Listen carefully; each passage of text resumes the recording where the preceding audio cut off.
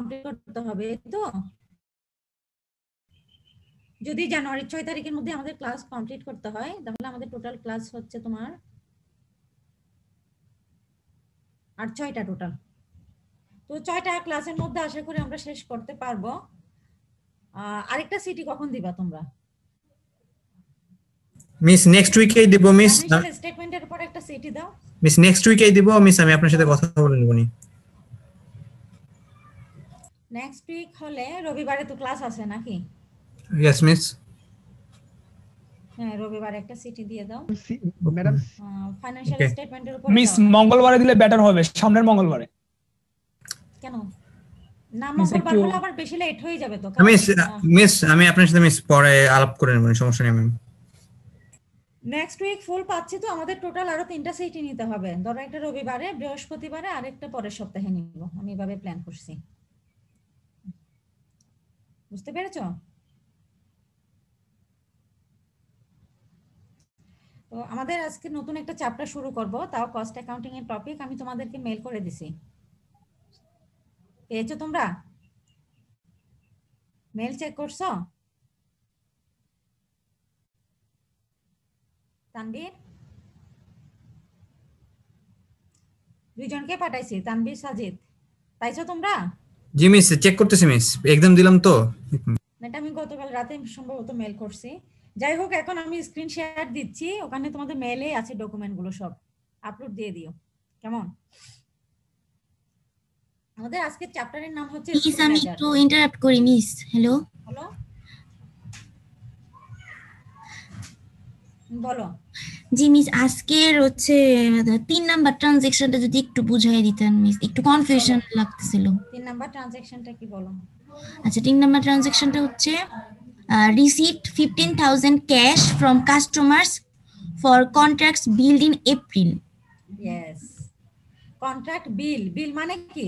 বকেয়া, on account, on credit, বিল, এই শব্দগুলো দিয়ে আমরা কি বুঝাই? বকেয়া। বকেয়া লেনদেন। তার মানে তোমার এপ্রিল মাসের কোনো বকেয়া লেনদেন ছিল যেটা মে মাসে পেমেন্ট হয়েছে, সরি রিসিভড হয়েছে। মানে account receivable. Yes, cash debit, accounts receivable, credit. Miss account receivable হচ্ছে এপ্রিল মাসের, আমার অ্যাকচুয়াল লেনদেন হয়েছে এপ্রিল মাসে, বাট আমি রিসিভ করেছি মে মাসে। এপ্রিল মাসে যখন এটা ধারে লেনদেন ছিল, এটার জন্য আমি কি করেছিলাম? অ্যাকাউন্ট রিসিভেবল অ্যাকাউন্টকে ডেবিট করেছিলাম। এখন আমি অ্যাকাউন্ট রিসিভেবল পাবো, যেহেতু ক্যাশ রিসিভ করব, তাহলে অ্যাকাউন্ট রিসিভেবল ক্রেডিট হবে, ক্যাশ ডেবিট হবে। ওকে, কিন্তু মিস এই ট্রানজাকশনটা তো হচ্ছে এপ্রিল মাসের, তো আমরা তো এখানে মে মাসের কি কি খরচ হয়েছে এই জিনিসটা কাউন্ট করতেছি না। নো নো নো, এটা হচ্ছে তোমার এপ্রিল মাসে বিল করছিলাম, মানে এপ্রিল মাসে আমি অ্যাকাউন্টস রিসিভেবল রেকর্ড করছি। কিন্তু ওইটা তো এখানে দেয়া নাই যে আমরা অ্যাকাউন্ট রিসিভেবল হিসেবে এই জিনিসটা ট্রায়াল ব্যালেন্সে ছিল, এরকম তো মিস বলা নাই। না, দেওয়া নাই, এটা তোমাকে বুঝে নিতে হবে। হ্যাঁ হ্যাঁ, এখানে একটা ইনডাইরেক্ট হিন্টস দেওয়া আছে, বিল্ড ইন এপ্রিল, তার মানে এপ্রিল মাসে বিল করছে, মানে এপ্রিল মাসে অ্যাকাউন্ট রিসিভেবল রেকর্ড করা হয়েছে। সেই অ্যাকাউন্টস রিসিভেবল আদায় হচ্ছে মে মাসে, তাহলে cash debit, account receivable, credit. ওকে মিস, একটা কথা বলি। মিস, ওই যে মে 11 ট্রানজাকশনটা যেটা, ওখানে ইউটিলিটি মানে ইলেকট্রিসিটি বিল, মিস 11 তারিখ পর্যন্ত যতটা ইলেকট্রিসিটি খরচ হয়েছে শুধু ওইটারই হিসাব হবে, মানে মাসের শেষে না ইলেকট্রিসিটি বিল আসে? সমস্যা নাই, এটা যদি এই ধরনের কোনো মনে করো কন্ট্রাক্ট হলো, আমরা এই বিষয়টা নিয়ে মাথা না ঘামাই, ঠিক আছে? ইলেকট্রিসিটি বিলের কথা বলা আছে, সরাসরি আমি ইলেকট্রিসিটি এক্সপেন্সকে দেখাই দিই, এটা মেজর কোনো এক্সপেন্ডিচার না, ঠিক আছে?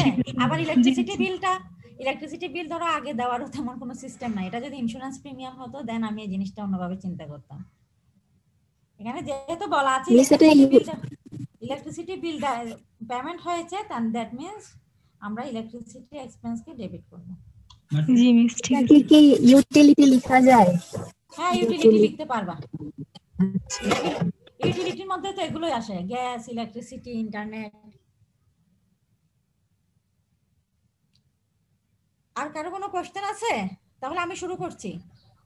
ম্যাম আমার 3 নম্বর ট্রানজাকশন নিয়ে একটা কোশ্চেন ছিল, মে 6 এ যেটাও বললো যে received contract payment build on customers. Ma'am, এখানে আমি যখন অ্যাকাউন্টটা রিসিভ করতেছি বিলটা, হুম। এর আগে কবে আমি এই বিলটা দেওয়া হয়েছিল এগুলো তো কিছু কনসিডার এপ্রিল করবো মাসে না, তাই বলা না? আছে না, এপ্রিলে। জি ম্যাম, এপ্রিল মাসে যেমন বলা আছে, এপ্রিলের এগুলো কথা কি তো বলা কনসিডার আছে। করা লাগবে? হ্যাঁ অবশ্যই, এটা হচ্ছে বিল। আমরা কিন্তু বেশ কয়েকটা এক্সাম্পল এরকম করেছি যে বিল ডাউন ক্লায়েন্ট, বিল করা মানে হচ্ছে আমি এটা ধারে লেনদেন হিসেবে রেকর্ড করব, অ্যাকাউন্ট রিসিভেবল আসবে। ঠিক আছে, আমি সাপোজ সার্ভিস জি ম্যাম। দিলাম, সার্ভিস দিয়ে আমার ক্লায়েন্টের কাছে একটা বিল পৌঁছাই দিলাম যে আপনাকে সার্ভিস দেওয়া বাবদ আমার টোটাল এক্সপেন্ডিচারের পরিমাণ এত, তাহলে আমি আপনার কাছে এত টাকা পাবো। ঠিক আছে, বিল মানে হচ্ছে এটা, এটা জি পেমেন্ট ম্যাম। না, এখানে কোনো ক্যাশ ট্রানজাকশন হচ্ছে না। এখন জি এই ম্যাম। বিলের জন্য আমরা অ্যাকাউন্টস রিসিভেবলকে ডেবিট করেছিলাম।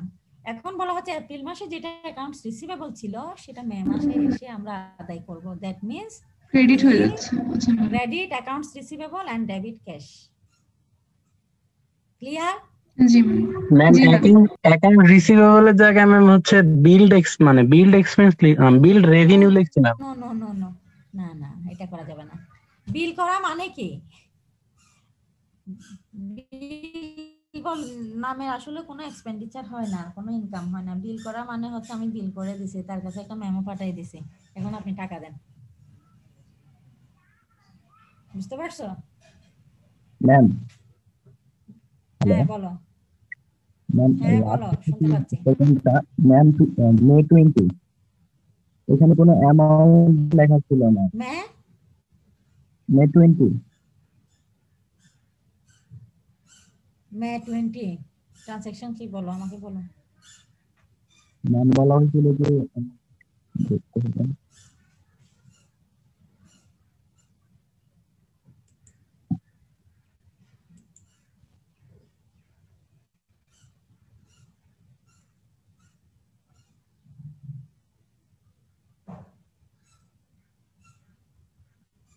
paid digital terminal purchase in August 2 লেখা আছে।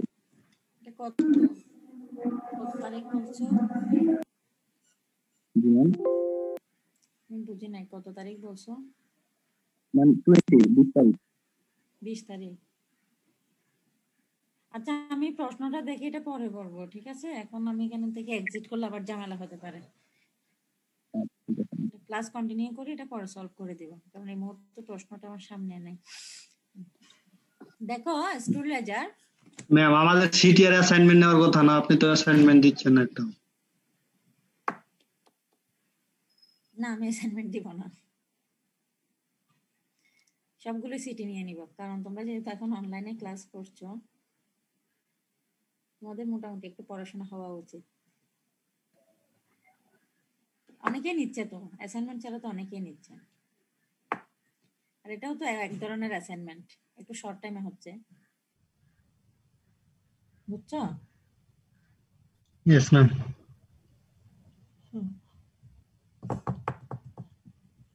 দেখো এখানে আমাদের স্টুড লেজার আমরা আগেই করে আসছি। স্টুডের বিষয়টা বলি, আমরা এখন কস্ট অ্যাকাউন্টিং পার্সপেক্টিভ থেকে চিন্তা করব। মনে রাখবা cost accounting deals with manufacturing companies, financial accounting deals with mostly with trading companies. Okay, তো ম্যানুফ্যাকচারিং কোম্পানিগুলো যে কাজটা করে, after purchasing materials they stores the purchased materials in their godown, and the godown is known as store, and the materials will be delivered from the store on the basis of requisition placed by production department. একটা প্রতিষ্ঠানের কিন্তু manage করার জন্য অনেকগুলো department থাকে, যেমন ধরো purchase department, sales department, requisition department, ঠিক আছে, প্রোডাকশন ডিপার্টমেন্ট। তো ম্যাটেরিয়ালের সাইকেলটা এমন যে প্রোডাকশন ডিপার্টমেন্ট প্রথমে কি করবে, রিকুইজিশন ডিপার্টমেন্টকে একটা রিকুইজিশন ফর্ম ফিল আপ করে দিবে যে আমার এই সব ম্যাটেরিয়াল এই পরিমাণে লাগবে, কোন ম্যাটেরিয়াল কতটুকু লাগবে, ঠিক আছে? এটা হচ্ছে রিকুইজিশন ডিপার্টমেন্টের কাজ। ওরা রিকুইজিশন ফর্মটা কি করবে, পারচেজ ডিপার্টমেন্টের কাছে পাঠাবে। এখন পারচেজ ডিপার্টমেন্ট প্রবাবল ভেন্ডরের সাথে যোগাযোগ করে, সাপ্লায়ারের সাথে যোগাযোগ করে ম্যাটেরিয়াল পারচেজ করবে, যে কে সবচেয়ে কম প্রাইসে ম্যাটেরিয়াল সাপ্লাই করতে পারে, ঠিক আছে? এখন দেখো এই যে পারচেজ ডিপার্টমেন্ট পারচেজ করার পরে এই ম্যাটেরিয়ালটা কিন্তু সরাসরি প্রোডাকশন ডিপার্টমেন্টের কাছে যাবে না। এটা কি করবে? পারচেজ ডিপার্টমেন্ট পারচেসড ম্যাটেরিয়ালটা স্টোরে পাঠাবে। স্টোর সেকশন বলে, আমাদের চুয়েটেও কিন্তু একটা স্টোর সেকশন আছে। স্টোর সেকশন কি করে? যত পারচেসড ম্যাটেরিয়াল আছে সবগুলো স্টোর করে রাখে এবং এখান থেকে যার যতটুকু প্রয়োজন রিকুইজিশন ফর্মের উপর বেসিস করে সাপ্লাই দেয়। এখন তাহলে পারচেজ ডিপার্টমেন্ট কোথায় দিবে প্রোডাক্টগুলো? এই প্রোডাক্টগুলো স্টোরে দিবে অথবা গোডাউনে জমা রাখবে। এরপরে স্টোর সেকশনে একজন স্টোর কিপার থাকবেন যিনি যাবতীয় হিসাব মেনটেন করবেন যে কতটুকু ম্যাটেরিয়াল সে রিসিভ করছে, কতটুকু সে প্রোডাকশন ডিপার্টমেন্টকে দিচ্ছে, ইস্যু করছে, এটাকে ইস্যু করা বলে। এরপরে তার বর্তমানে স্টকের পরিমাণ কত আছে, এই সব কিছুর একটা রেকর্ড মেনটেন করে। এটা কার কাজ? স্টোর কিপারের কাজ। এখন যদি এরপরে প্রোডাকশন ডিপার্টমেন্টের যখন ম্যাটেরিয়াল প্রয়োজন হবে, প্রোডাকশন ডিপার্টমেন্ট কি করবে? আবার স্টোর ডিপার্টমেন্টে রিকুইজিশন ফর্ম দিবে এবং স্টোর ডিপার্টমেন্ট প্রোডাকশন ডিপার্টমেন্টকে কি করবে? ম্যাটেরিয়াল ইস্যু করবে। এই যে দেখো এখানে কিন্তু একটা সাইকেল আসছে। প্রথমে প্রোডাকশন ডিপার্টমেন্ট প্রকিউরমেন্ট সেকশনকে একটা ফর্ম দিবে, প্রকিউরমেন্ট সেকশন পারচেজ সেকশনের সাথে যোগাযোগ করে সব ম্যাটেরিয়াল পারচেজ করবে। এই ম্যাটেরিয়াল আবার স্টোরে আসবে, স্টোর ডিপার্টমেন্ট থেকে আবার প্রোডাকশন ডিপার্টমেন্টে আসবে। এরপর প্রোডাকশন ডিপার্টমেন্ট যখন প্রোডাক্ট প্রডিউস করবে, after finishing the production the finished goods will be delivered two they will hand over the finished goods to sales department or marketing department. তারপর production ডিপার্টমেন্টের কাছ থেকে ফিনিশড গুডস পাওয়ার পরে marketing department কি করবে? এই product sell করার জন্য প্রয়োজনীয় স্টেপ নেবে। তাহলে এখানে একটা সাইকেল আছে, দেখো অনেকগুলো সেকশন একসাথে কাজ করছে। এখন store ledger, this store ledger is basically maintained by store department and the storekeeper is responsible for maintaining the store department. So store ledger is a document kept by the cost department of for each item of material. The ledger is usually kept in loose leaf or card type form. The store ledger, in the store ledger, every movement of material either inward or outward is recorded in quantity, rate, value, and the balance of the material after each movement is simultaneously struck out in quantity, rate, and value. Okay. দেখো তাহলে store ডিপার্টমেন্টে কি করবে? Store department will record the movement of material. It may be inward movement or outward movement. Inward movement বলতে বোঝাচ্ছে receive করবে, যে store department যখন পারচেসড ম্যাটেরিয়াল রিসিভ করে তখন সেটাকে বলা হয় ইনওয়ার্ড মুভমেন্ট। আর স্টোর ডিপার্টমেন্ট যখন প্রোডাকশন ডিপার্টমেন্টের কাছে কোনো ম্যাটেরিয়াল সাপ্লাই দিবে, ইস্যু করবে, তখন সেটাকে বলা হচ্ছে outward movement. That means the store ledger maintains the record of inward or outward movement of materials in quantity, rate, and value, and the balance of material after each movement. ধরো আমি প্রত্যেকবার একবার receipt record করলাম, রিসিপ্টের পরে আমার total ম্যাটেরিয়ালের পরিমাণ কত এটা আমাকে রেকর্ড করতে হবে এবং রেকর্ডিং এ আমাদেরকে আলাদা আলাদা করে রেকর্ড করতে হবে যে কোয়ান্টিটি, রেট, ভ্যালু। কোয়ান্টিটি হচ্ছে আমি কত ইউনিট, সাপোজ 100 কেজি। রেট হচ্ছে প্রতি কেজির প্রাইস কত। ভ্যালু হচ্ছে টোটাল পরিমাণ। Quantity multiplied by rate is equal to value.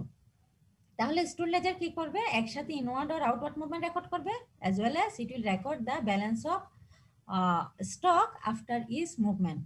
ওকে, এরপরে দেখো আমাদের স্টোর লেজার ছাড়া আরেকটা রেকর্ডিং সিস্টেম ছিল আছে যেটাকে বলা হয় বিন কার্ড। বিন কার্ডের ডকুমেন্ট আমি এখানে দিই নাই। দেখো এখানে একটা বিষয় আসছে, বিন কার্ড হচ্ছে প্রাইমারি রেকর্ড। ঠিক আছে, বিন কার্ডে স্টোর লেজারে যেরকম ডিটেইলড রেকর্ডিং হয় সেটা আমাদের বিন কার্ডে রেকর্ড করা হয় না। স্টোর লেজারে আমরা কি কি বললাম? কোয়ান্টিটি, রেট, ভ্যালু, এই তিনটা বিষয় করা হয়। ঠিক আছে, কিন্তু বিন কার্ডে করা হয় শুধুমাত্র কোয়ান্টিটি। তো বিন কার্ড স্টোর কিপার রেকর্ড করার পরে এটা বেসিক্যালি কস্ট ডিপার্টমেন্টের কাছে এখানে, এবং এই বিন কার্ডের ডাটার উপর বেস করে স্টোর লেজারটা তৈরি করা হয়। যেমন ধরো জার্নালের উপর বেস করে আমরা কি তৈরি করি, লেজার তৈরি করি। জার্নাল ইজ নট সাফিসিয়েন্ট, তো আমরা জার্নালকে আরেকটু প্রিসাইজ করার জন্য, আরেকটু মিনিংফুল ইনফরমেশন প্রোভাইড করার জন্য কি করি, লেজার প্রস্তুত করি। এখানেও সেম, বিন কার্ডের যে ইনফরমেশন প্রোভাইড করবে ওই ইনফরমেশনের উপর বেস করে আমরা স্টোর লেজার তৈরি করব। তো এখান থেকে বেসিক্যালি থিওরিটিক্যাল কোশ্চেন হতে পারে definition of store ledger and bin card. Bin কার্ডটা আমি দিয়ে দিব। আরেকটা হচ্ছে difference between store ledger and bin card. এটা খুবই ইম্পর্টেন্ট একটা কোশ্চেন, তোমরা প্রশ্নগুলো লিখো। ডেফিনিশন হবে বিন কার্ড, স্টোর লেজার, এরপরে হচ্ছে distinction between bin card and store laser.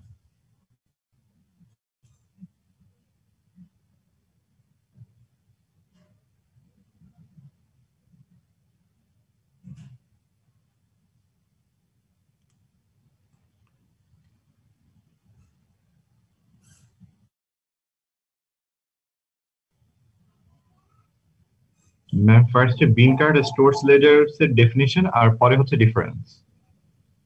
হ্যাঁ হ্যাঁ, ডিফারেন্স।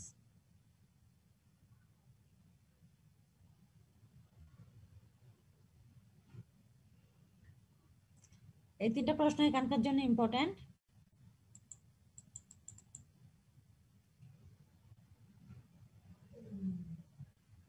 এখানে দেখো ডিফারেন্স গুলো দেওয়া আছে। প্রথমে হচ্ছে স্টোর কিপার, কস্ট ডিপার্টমেন্ট, মানে বিন কার্ড তৈরি করার পরে এটা store cost department store ledger তৈরি করার জন্য ইউজ করবে। দেখো, bin card records inward and outward movement only in quantity, but store ledger records inward and outward movement of materials in quantity, rate and value. Number 3, entries are made in bin card when purchases or returns come in and when issues go out. Entries are made in store ledger. Entries are made in respect of purchase, return and issue, but after recording in bin card. মানে বিন কার্ডে record করার পরে আমরা store লেজারে record করব। Since bin card is maintained where the materials are physically present, stores audit relating to physical verification of the material is done with reference to bin card. দেখো, বিন কার্ডটা সরাসরি স্টোরে রেকর্ড করা হচ্ছে, ঠিক আছে? তাহলে আমার যদি ফিজিক্যাল ভেরিফিকেশনের প্রয়োজন হয়, সাপোজ আমার রেকর্ডে আছে রিসিপ্ট 100 কেজি, তাহলে আমি 100 কেজিটা ফিজিক্যালি আসলে 100 কেজি আছে কিনা সেটা কি করতে পারবো, চেক করতে পারবো বিন কার্ডে রেকর্ড করার সময়। তাহলে অথবা ব্যালেন্সের পরিমাণ সাপোজ আমি চেক করতে চাচ্ছি, আমার ব্যালেন্স দেখাচ্ছে 900 কেজি, তাহলে অ্যাকচুয়ালি 900 কেজি আছে কিনা সেটা আমরা বিন কার্ডের রেফারেন্সে কি করতে পারবো, চেক করতে পারবো। তার মানে ফিজিক্যাল ভেরিফিকেশন যদি আমরা করতে চাই তাহলে আমাদের বিন কার্ডের রেফারেন্স নিতে হবে। দেখো, store ledger balance is not referred to in respect of the physical verification, although store ledger balance and bin card balance should be identical at any time. Store ledger দিয়ে তুমি physical verification করতে পারবে না, কারণ এটা আলাদা ডিপার্টমেন্টে handle করা হবে। তবে আমাদেরকে সব সময় চিন্তা করতে হবে কি, the balance of bin card and balance of store ledger will be identical. Next one, the officer in charge of the bin card is responsible for any discrepancy in material. Discrepancy বলতে বোঝাচ্ছে এই যে physical ভেরিফিকেশনে যদি কোনো discrepancy পাওয়া যায়, কোনো অমিল গরমিল যদি পাওয়া যায়, তাহলে বিন কার্ড যিনি তৈরি করবেন উনি রেসপন্সিবল থাকবেন। দেখো, number 5, the personnel in charge of store ledger is not responsible for any such discrepancy as he has no connection with the materials. যে নাম্বার 4 এ বলা হচ্ছিল স্টোর লেজারের মাধ্যমে আমরা ফিজিক্যাল ভেরিফিকেশন করতে পারবো না। তাহলে if there is any discrepancy between the actual balance and the recorded balance, then the personnel in charge of store ledger is not responsible for any such discrepancy. যদি কোনো অমিল হয়ও তাহলে এটা স্টোর লেজারের যিনি তৈরি করবেন তিনি রেসপন্সিবল থাকবেন না। দেখো, bin card is a stock record in true sense, bin কার্ডের মাধ্যমে আমি অ্যাকচুয়ালি স্টক ঠিক আছে কিনা সেটা রেকর্ড করতে পারবো। এটা হচ্ছে কি actual stock record. Store ledger is a stock control record.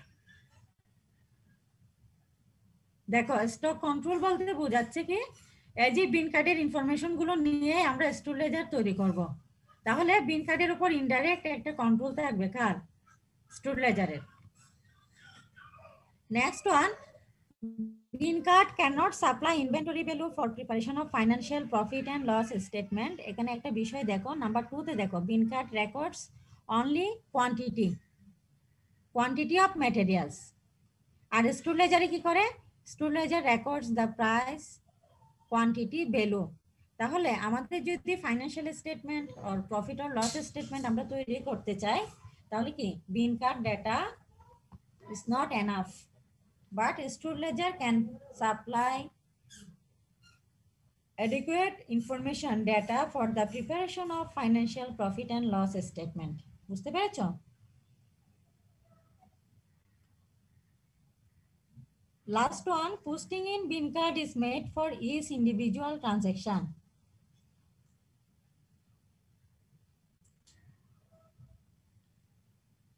দেখো যতবার তোমার ট্রানজাকশন হবে প্রত্যেকবার আমাকে বিন কার্ডে রেকর্ড করতে হবে, ঠিক আছে?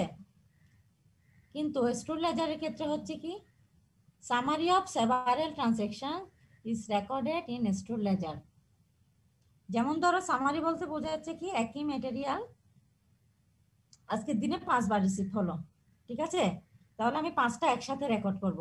এটা হচ্ছে স্টোর লেজারে। ধরো কোনোবার 50 ইউনিট, কোনোবার 100 ইউনিট, কোনোবার 200 ইউনিট, তাহলে আমার টোটাল 350 ইউনিটস। স্টোর লেজারের ক্ষেত্রে আমরা রেকর্ড করব 350 ইউনিটস এট এ টাইম। কিন্তু বিন কার্ডের ক্ষেত্রে সাপোজ আমি প্রথমে 20 ইউনিটস পাচ্ছি, 20 ইউনিট একবার রেকর্ড করব। এরপরে 10 ইউনিটস পাচ্ছি, 10 ইউনিট একবারে রেকর্ড করব। বুঝতে পেরেছো? তাহলে স্টোর লেজার হচ্ছে অনেকটা সামারি টাইপ রেকর্ডিং, কিন্তু বিন কার্ড হচ্ছে কি elaborate recording, detailed recording. Clear? কারো কোনো কোশ্চেন আছে?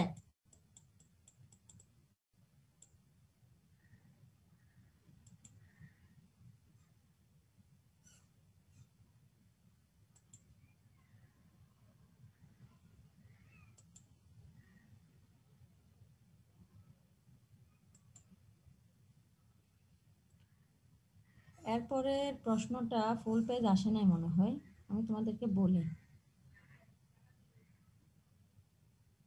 এখান থেকে প্রশ্ন আসতে পারে।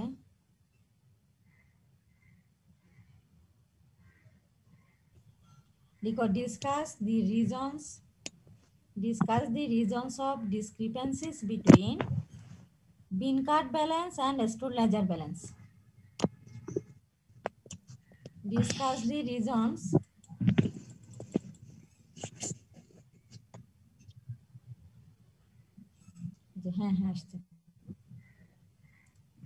Discuss the reasons of discrepancy between bin card balance and store ledger balance।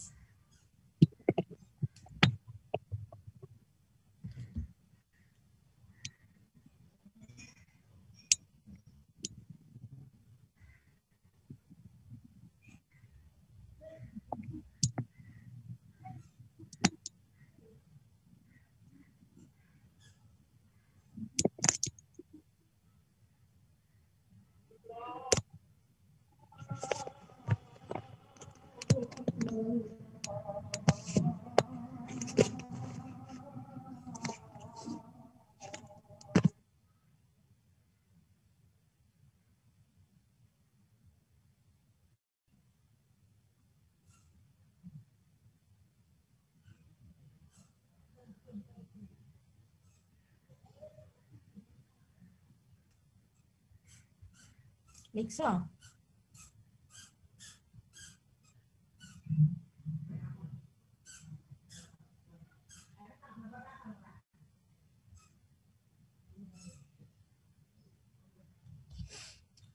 এই যে দেখো বিন কার্ডের উপর বেসিস করে মেইনলি আমরা কি করি স্টোর লেজার তৈরি করি, ঠিক আছে?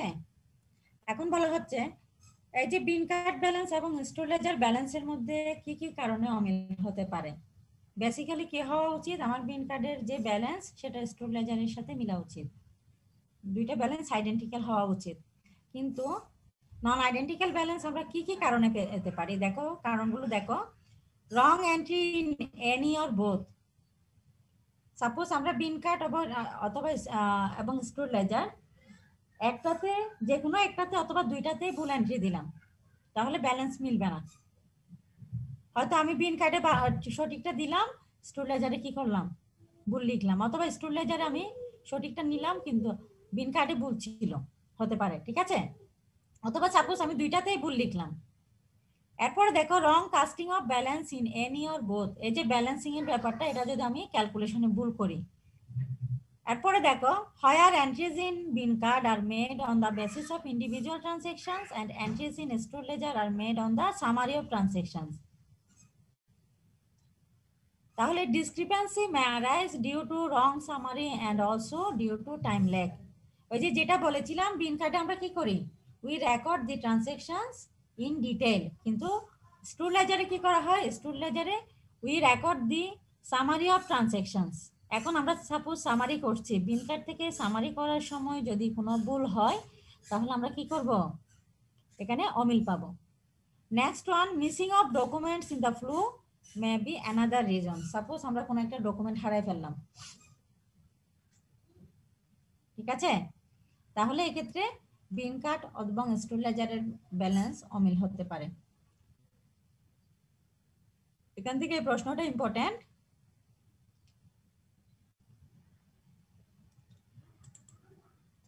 এই চ্যাপ্টার থেকে ম্যাথমেটিক্যাল প্রবলেম থাকবে, ম্যাথমেটিক্যাল প্রবলেমগুলো টাইপ হচ্ছে তোমার মেথডের উপর।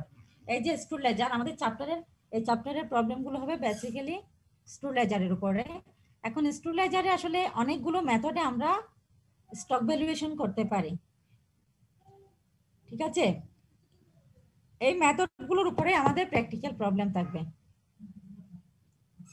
তো এখানে অনেকগুলো মেথড তোমরা এখন দেখবা, আমরা সবগুলো প্র্যাকটিস করব না, বেশ কিছু ইম্পর্টেন্ট মেথড প্র্যাকটিস করব। দেখো এটা হচ্ছে pricing the issue of materials. তোমাদের প্রশ্ন আসতে পারে, এই যে তোমার ধরো এখানে অনেকগুলো মেথড আছে, এই মেথডগুলো জাস্ট নাম লিখবা, অথবা শর্ট নোট আসতে পারে। সাপোজ আমি শর্ট নোট দিলাম, right short note on FIFO method, LIFO method, okay, simple average, weighted average, etcetera. যাই হোক, দেখো materials issued against stock requisition are to be priced by cost department before such issues are entered in store ledger and charged to a job or service.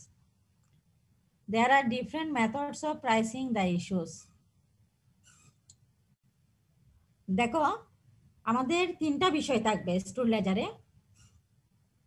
আমি তোমাদেরকে একটা দেখাই দাও।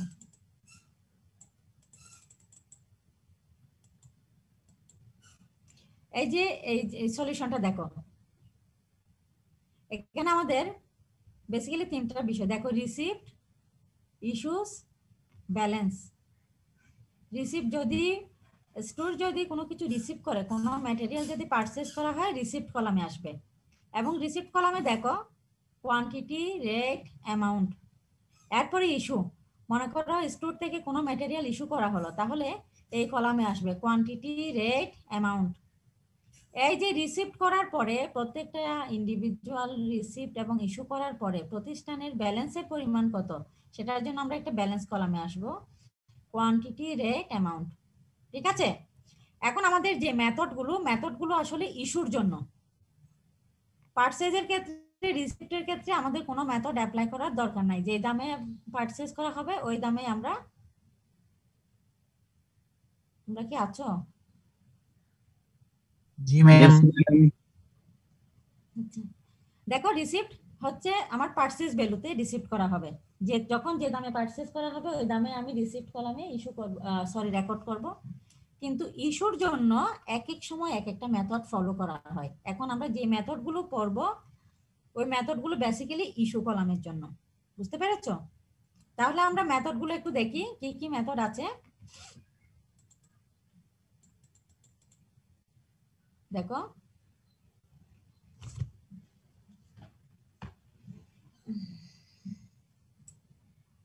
এই মেথডের মধ্যে আছে, প্রথমে হচ্ছে কস্ট মেথড। কস্ট মেথড বলতে বোঝাচ্ছে আমার পারচেজিং প্রাইসে আমি রেকর্ড ইস্যু করব, ঠিক আছে? এখানে আলাদা করে কোনো কিছু যোগ করা বিয়োগ করা হবে না। আচ্ছা, এখন কস্টের ক্ষেত্রে আবার অনেকগুলো মেথড আছে, যেমন ধরো স্পেসিফিক কস্ট মেথড। এরপরে আসছে cost methods on the principle of first in first out FIFO, last in first out LIFO, highest in first out HIFO, next in first out NIFO and base stock method. এগুলো আমি আলাদা আলাদা করে বলবো। এরপরে আসছে এভারেজ কস্ট মেথড। তোমরা statistics করছো? আমাদের কোর্স কারিকুলামে আছে ম্যাম স্ট্যাটিস্টিক্স? নেক্সট সেমিস্টারে আছে 2 তে। টোটোতে? আচ্ছা, এখন তো 2-1 এখানে হচ্ছে এভারেজ কস্ট। এভারেজটা আসলে আমরা বিভিন্ন ভাবে ক্যালকুলেট করতে পারি। এভারেজ বলতে সিম্পলি কি বুঝি?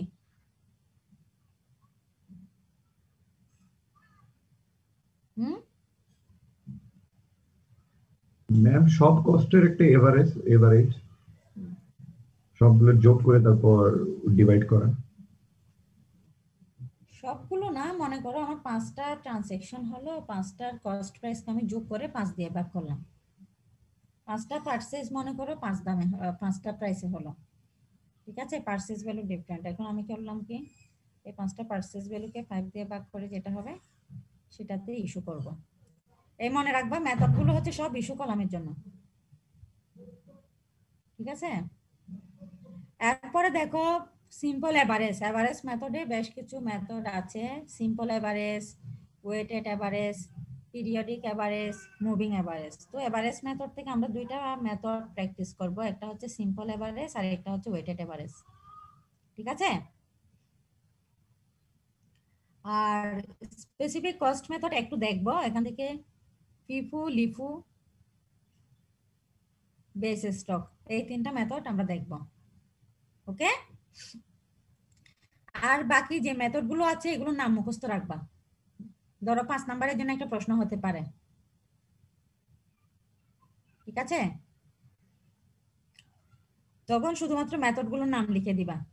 এখানে যেভাবে সাজানো আছে একই ফরম্যাটে সাজাই দিবা। এখানে ধরো replacement price method or market price method, standard price method, inflated price method, reuse price method. এখানে মেথড গুলো আমাদের এত কিছু করার দরকার নেই। আমরা টোটাল এখান থেকে 5-6টা মেথড প্র্যাকটিস করব, ওকে?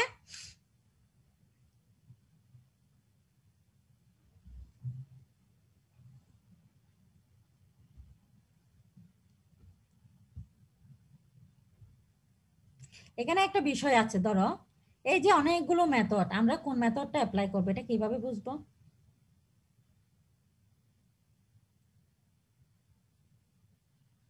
অনেকগুলো মেথড আছে না? এখানে দেখবা কোনো মেথড একটু সহজ, আবার কোনো কোনো মেথড একটু জটিল। তাহলে আমরা চাইলে তো সবগুলো মেথড সহজভাবে করতে পারি, নাকি পারা যায় না?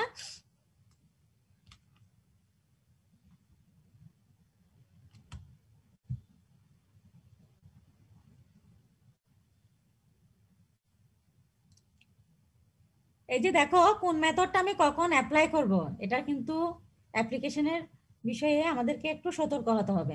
এগুলো প্রত্যেকটা শর্ট নোট আমরা যখন এখানে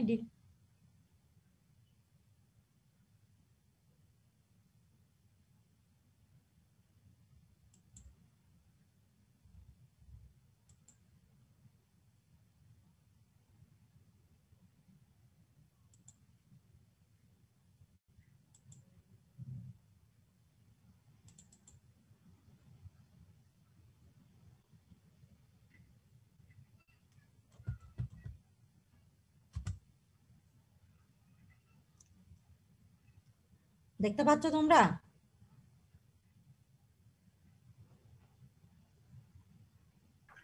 না ম্যাম।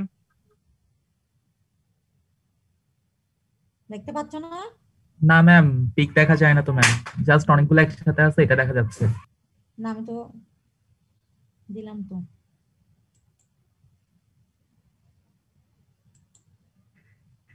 এখন দেখতে পাচ্ছ? ম্যাম আপনার ফোল্ডার গুলো শুধু দেখা যাচ্ছে, পিকচারটা পুরোপুরি দেখা যাচ্ছে না।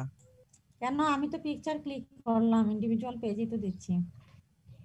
আগে পিকচারটা ওপেন করে নিয়ে দেন স্ক্রিন শেয়ার করা লাগবে ম্যাম। ঠিক আছে?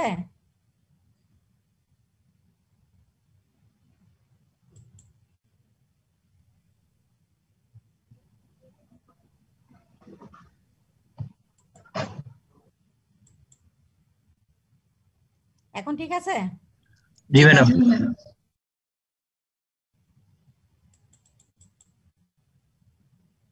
আচ্ছা, প্রথমে আমরা পড়ি স্পেসিফিক প্রাইস মেথড। এখান থেকে একটু ধারণা নিব, কারণ শর্ট নোটের জন্য ইম্পর্টেন্ট। যেগুলোর ম্যাথ করাবো প্রত্যেকটা শর্ট নোটের জন্য একটু দেখবা, ডিটেইলস পড়বা, ঠিক আছে? আর বাকি প্রত্যেকটা মেথডের নাম মুখস্থ রাখবা। দেখো, specific cost method. Under this method, materials issued is priced at the exact cost of the said material. Here, the identity of material as well as its corresponding price is to be obtained. When any material is specially purchased for a job and issued to it, the method is suitable. দেখো, thus in job posting where non-standard materials are purchased and stored in separate lots, this method can be applied. এখানে বলা হচ্ছে মানে আমি যে দামে purchase করব ঠিক ওই দামে ইস্যু করব, ঠিক আছে? এখানে আর কোনো ধরনের চেঞ্জ হবে না।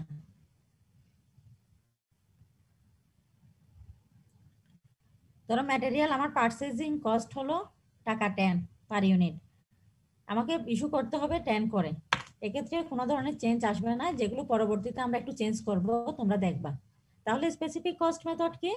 এক্সাক্ট কস্টে আমরা ইস্যু করব, এবং এটা কখন ইউজ হবে? আমরা এই যে একটু আগে প্রশ্ন করছিলাম যে কোন মেথড কখন ইউজ করব, এটার আনসার এখানে দেওয়া আছে। In job posting when non-standard materials are purchased and stored in separate lots, this method can be applied. তাহলে দেখো, ম্যাটেরিয়াল কি? বুঝি নাই। নন স্ট্যান্ডার্ড ম্যাটেরিয়াল। আচ্ছা, জব পোস্টিং হচ্ছে, মনে করো তুমি একটা স্পেসিফিক অর্ডার নিলা, ঠিক আছে? এখন স্পেসিফিক অর্ডারটাই হচ্ছে একটা জব। এখানে কস্টিং, কস্ট অ্যাকাউন্টিং এ জব বলতে নরমালি আমরা জব বলতে চাকরি বোঝাই, কিন্তু কস্ট অ্যাকাউন্টিং এ জব মানে চাকরি না। জব মানে হচ্ছে এখন একটা স্পেসিফিক কাজ, স্পেসিফিক অর্ডার। যেমন ধরো ফার্নিচারের ক্ষেত্রে একজন কাস্টমার অর্ডার দিল যে একটা ওয়ার্ড্রোব বানিয়ে দিতে হবে। এখন এটার সাইজ কতটুকু হবে, ডিজাইন কি হবে, কালার কি হবে, কি রকম বার্নিশ করবে, কি কার্ড দিবে, সবকিছু কি হচ্ছে এখানে কাস্টমারের ডিমান্ড অনুসারে হচ্ছে। এক্ষেত্রে কিন্তু সেলারের চয়েসের খুব বেশি সুযোগ নাই, ঠিক কি না? আমি যখন কোনো ফার্নিচারের অর্ডার দিব, তাহলে কি অবশ্যই আমার চয়েস গুলো আমি পয়েন্ট টু পয়েন্ট বলে দিব, ঠিক আছে? আমার একটা বাজেট থাকবে, মনে করো এই বাজেটের মধ্যে আমাকে শেষ করতে হবে। এখন তুমি সাপোজ একটা আলমিরা চাইলে তুমি 15,000 টাকা দিয়ে বানাইতে পারো, আবার 50,000 টাকা দিয়ে বানাইতে পারো, ঠিক কি না? It depends upon your demand. আচ্ছা, এখন কাস্টমার কি করবে? এই যে কাস্টমার তার বাজেটের মধ্যে এই প্রোডাক্ট পাওয়ার জন্য তার কিছু আলাদা স্পেসিফিকেশন থাকবে। এখানে standard of product doesn't matter.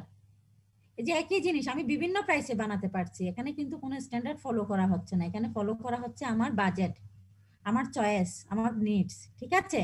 এই জন্যই বলা হচ্ছে নন স্ট্যান্ডার্ড ম্যাটেরিয়ালস আর পারচেসড। বুঝতে পেরেছো?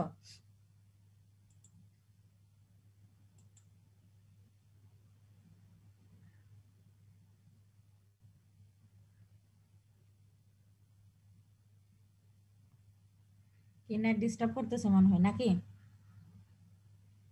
জি ম্যাম, বোঝা গেছে। জি ম্যাম, আপনার স্ক্রিন শেয়ার অফ হয়ে গেছে। হ্যাঁ, স্ক্রিন শেয়ার অফ হয়ে গেছে। তাহলে স্পেসিফিক কস্ট মেথড আমরা কখন অ্যাপ্লাই করব? Specific cost method is applied in job posting where non standard materials are purchased. Okay, এক্ষেত্রে যেটার যতটুকু প্রাইস থাকবে ওই প্রাইসটাই আমরা ওই প্রাইসেই জাস্ট ইস্যু করে দিব, আলাদা করে কোনো কিছু অ্যাড অথবা সাবট্রাক্ট করা যাবে না। ওকে, এরপরে ছিল কি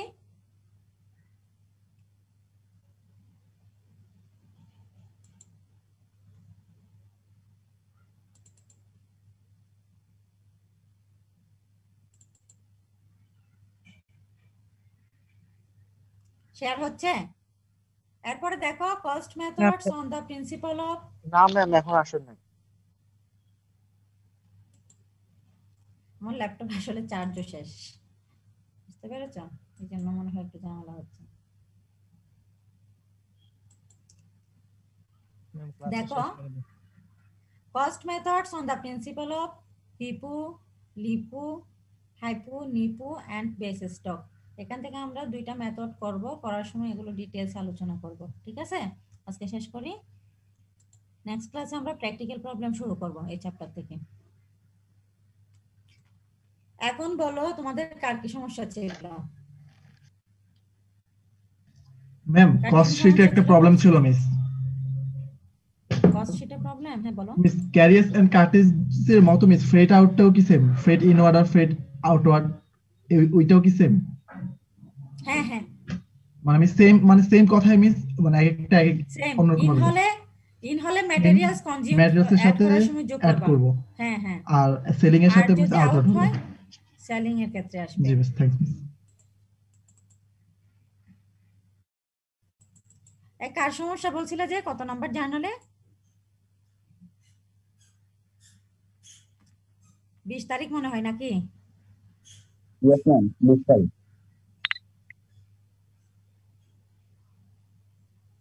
আচ্ছা 20 তারিখে দেখো paid digital equipment for the terminals purchased in 2 above, মানে 2 নাম্বার ট্রানজাকশন। 2 নাম্বার ট্রানজাকশন কি ছিল? 20,000। Yes ma'am. বুঝতে পেরেছো?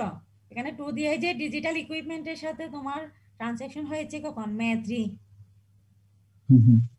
মে 3 তে ট্রানজাকশন অ্যামাউন্ট ছিল $20,000, এটাই এখানে মে 20 তে আসবে। Yes ma'am, thank you. আর কারো কোনো সমস্যা? এই প্রবলেম সলভ করতে বড় জোর 10 মিনিট লাগার কথা, বুঝতে পেরেছো? ম্যাম মে 6 এটা একটু আরেকবার বলবেন?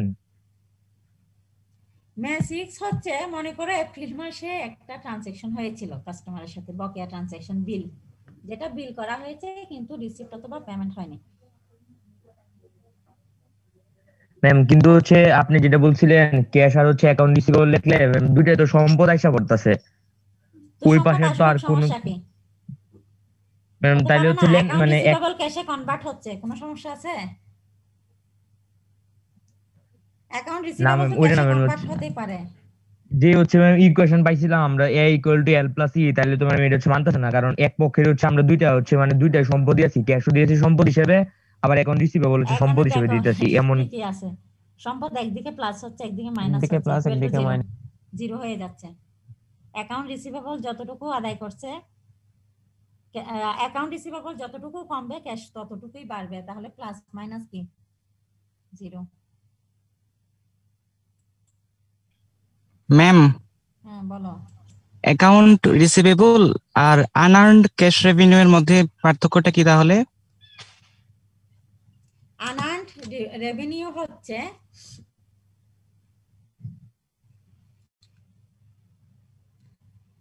মনে করো তুমি টিউশনে আগামী মাসের বেতনটা এই মাসে নিয়ে নিলা, সেটা হচ্ছে আনআর্নড। বুঝতে পেরেছো? আচ্ছা ম্যাম, বুঝতে পারছি। জি ম্যাম। এটা হচ্ছে আনআর্নড। তুমি সার্ভিস দেওয়ার আগে টাকাটা নিয়ে নিবা অথবা প্রোডাক্ট সাপ্লাই দেওয়ার আগে টাকা নিয়ে নিবা, এটাকে বলা হয় আনআর্নড। আর অ্যাকাউন্ট রিসিভেবল হচ্ছে মনে করো তুমি এই মাসে পড়াইছো কিন্তু এখনো টাকা পাওনি। জি ম্যাম, এটাই হয়। হ্যাঁ আমি জানতাম তোমরা এটাই বলবো। এটা হচ্ছে অ্যাকাউন্ট রিসিভেবল, মানে তুমি পড়ানোর পরে টাকা না পেলে সেটা অ্যাকাউন্ট রিসিভেবল, আর পড়ানোর আগে যদি টাকা পেয়ে যাও সেটা হচ্ছে আনআর্নড সার্ভিস রেভিনিউ। ম্যাম এটা আর্নেড রেভিনিউ হবে না? হ্যাঁ বুঝি নাই। ম্যাম আর্নেড রেভিনিউ যেটা মানে কাজ করার পর অর্জন করলাম আর কি, সেটা হবে না আর্নেড রেভিনিউ? আর্নড রেভিনিউ কে আসলে ডাইরেক্ট রেভিনিউ বলা হয়। রেভিনিউ মানে হচ্ছে এটা আর্ন হয়েছে, মানে আমি প্রোডাক্ট অথবা সাপ্লাই দেওয়ার পরে টাকাটা রিসিভ করেছি, সেটা হচ্ছে আর্নড রেভিনিউ। বুঝতে পেরেছো? তাহলে ম্যাম এটা তো রিসিভেবলও তো হয় ম্যাম, অ্যাকাউন্ট রিসিভেবল। রিসিভেবল হ্যাঁ। এখন সার্ভিস দেখো তুমি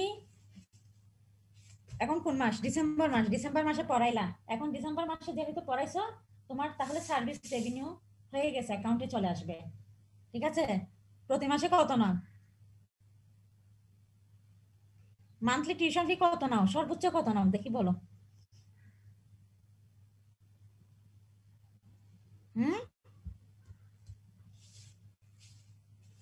এখন চুপ। মিস টাকার এমন বলে ট্রিট দিতে হবে তো এর জন্য বলা নাকি? ট্রিট মাপ, আমি তো ট্রিট নিব না তোমাদের কাছ থেকে, ম্যাম আমরা চাবো এই জন্য। ম্যাম বেকার স্টুডেন্টরা তো বেকার হয় না, স্টুডেন্ট লাইফের পরে বেকার হয়, এখন তো পেশা স্টুডেন্ট। বেকারত্ব আসবে আরো পরে।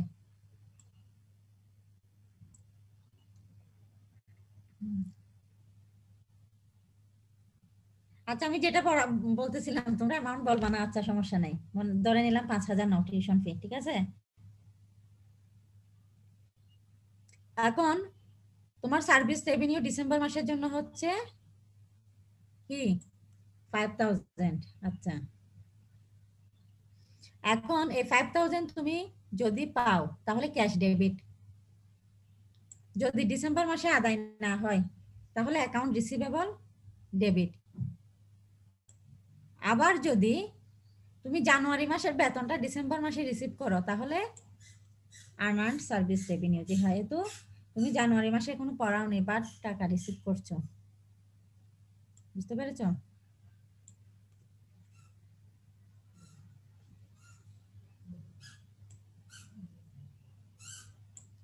আর কোনো প্রশ্ন বলো, কস্ট শিট থেকে আর কি সমস্যা আছে বলো, আমি শেষ করে দিব।